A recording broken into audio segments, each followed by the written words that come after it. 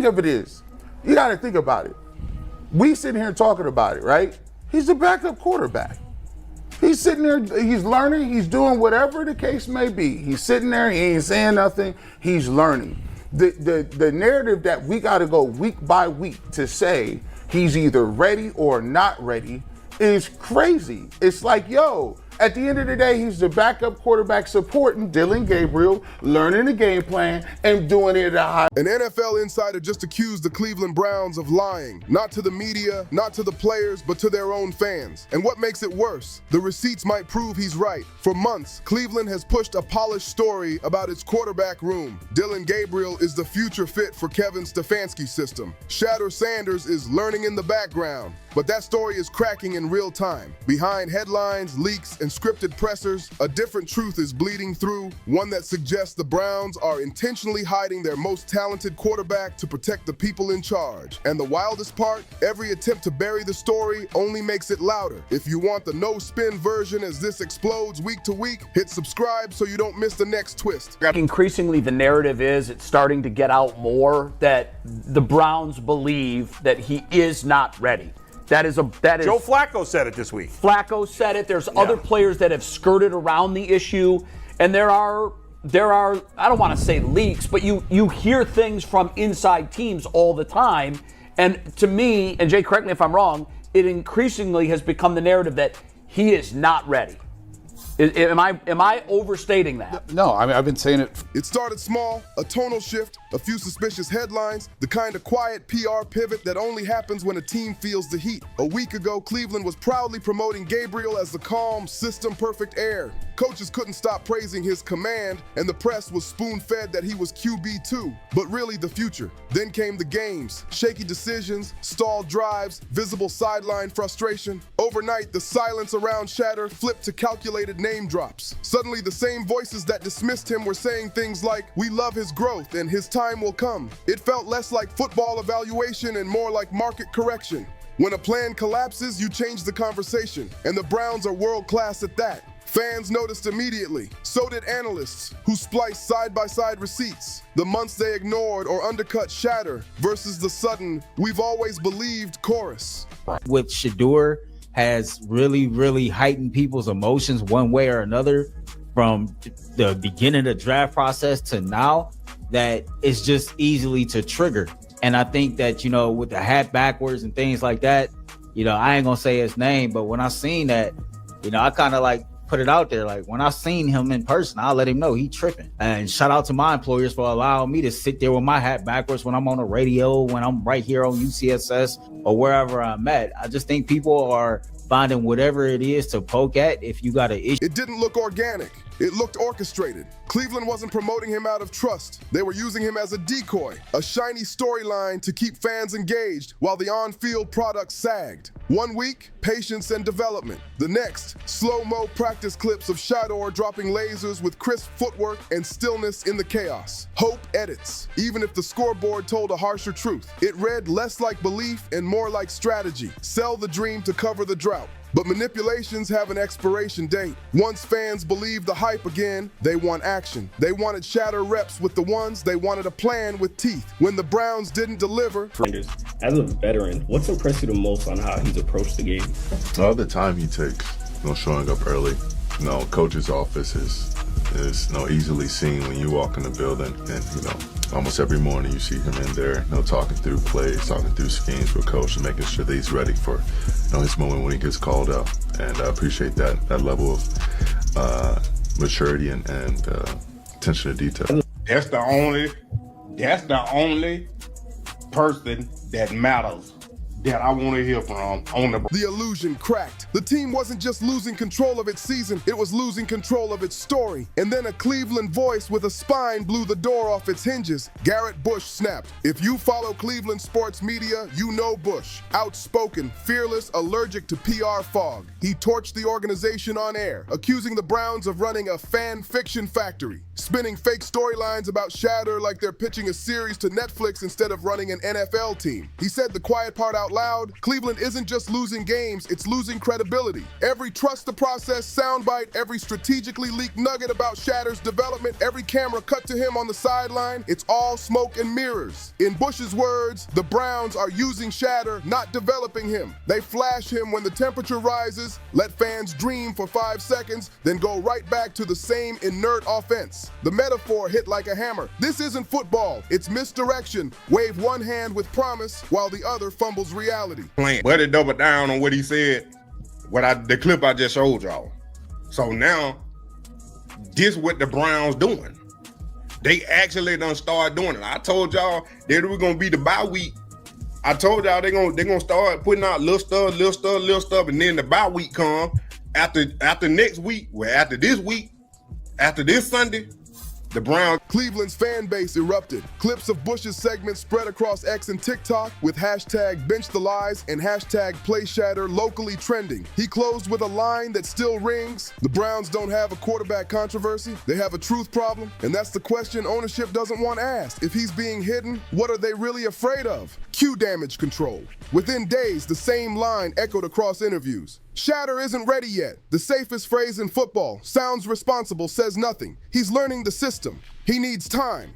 The excuse works because it can last forever. If you never give real reps, you can always say, not yet. But whispers leaked from the building. In practice, he was firing absolute lasers, diagnosing coverages, commanding tempo, outshining depth chart names who keep getting Sundays. The not ready shield started to look like exactly that, a shield. Then Kay Cabot, a veteran who has seen every era of Browns chaos, detonated the spin. She went on air and said what insiders were hinting at. Shadour is playing like a star in practice. Football team, head coach, and his coaching staff, they want the credit of the development of Shedeur Sanders.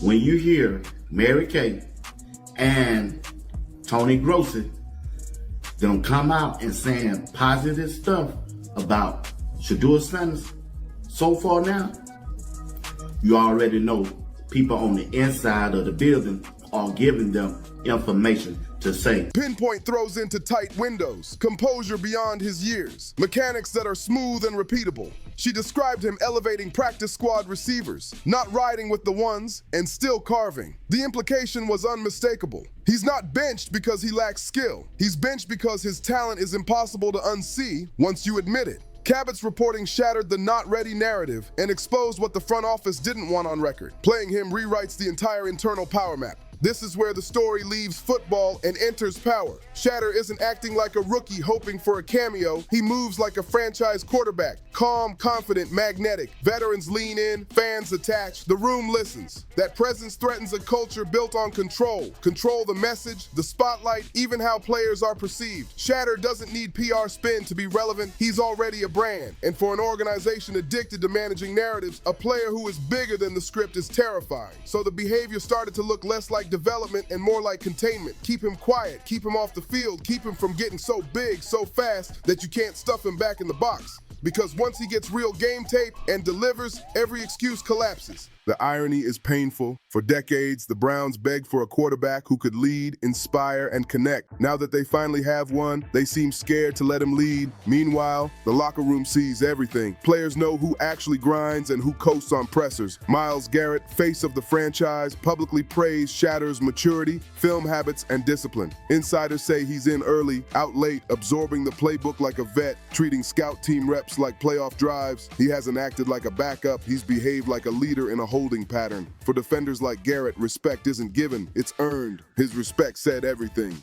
That's when a quiet football truth emerged. The locker room believed in Shadour first, then the fans, then the media. The only holdouts were the suits upstairs, terrified of what happens when the truth outgrows their script. The divide widened, players living the game versus executives managing the image. The Browns tried to hold the line with the usual incantations. We trust the process. Competition makes everyone better. We're sticking to the plan. But every presser sounded more rehearsed than the last, and none answered the only question that matters. If he's that advanced, why isn't he taking first-team reps in live installs? Clips kept leaking, spirals on a rope, calm feet under pressure, teammates gravitating toward him. The not-ready guy looked like the only adult in the room. Social turned the talking points into punchlines. Reporters pressed harder. First-team reps? Internal tension? Why do defensive captains sound more convinced than the head coach? The answers got shorter. There's been a major narrative shift in Cleveland. After Dylan Gabriel's shaky play, the Browns are suddenly hyping up Shedeur Sanders like they believed in him all along. Funny how fast the story changes when the results don't match the... Colder, more brittle.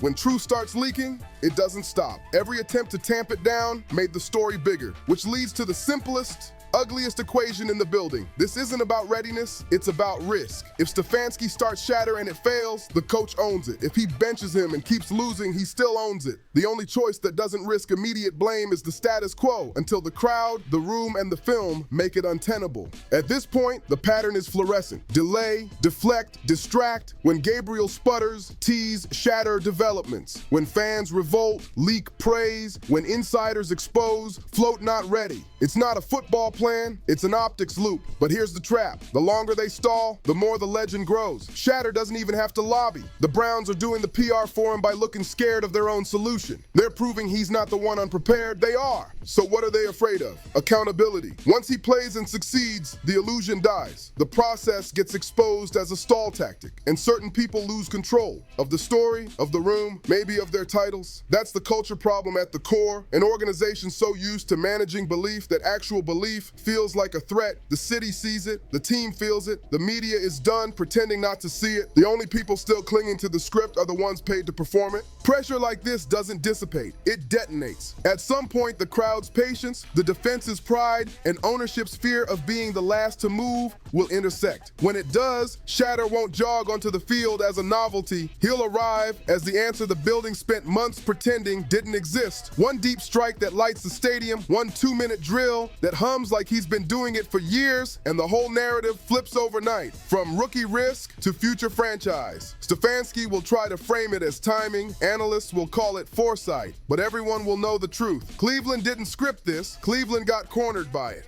And if he struggles, the spark still changes the room. Once the city sees him under center, there's no going back to cautious football and canned post games. He represents what the fans actually crave. Energy, swagger, a reason to believe again. That's why the Browns' delay keeps backfiring. The more they stall, the bigger the expectation becomes. And the more obvious it is that this isn't a talent issue. It's a control issue. By now, the only honest question is when. Ownership can feel the floor shifting. The defense is tired of wasting Sundays. The offensive room needs gravity. The fans are done paying for the process without a product. You can't sell patience forever. And the moment he plays win or wobble, the franchise's identity changes from spin to proof. If you're here for that moment in real time, like the video so this reaches other Browns fans, and subscribe so you're here when the depth chart finally blinks. Cleveland keeps chasing a savior, then panics the second one shows up. That's the cycle. Hype, hesitation, heartbreak, but this time feels different because the fan base and the locker room aligned before the suits did. Shedeur Sanders is sitting right there, talented, focused, unbothered by noise, while the organization protects egos and narratives instead of wins. It's not just a football problem, it's a culture problem. The Browns built an identity on selling hope. For the first time in a long time, they might be staring at results, and results don't need a press release. So the ending writes itself. The clock they keep trying to stop is still ticking.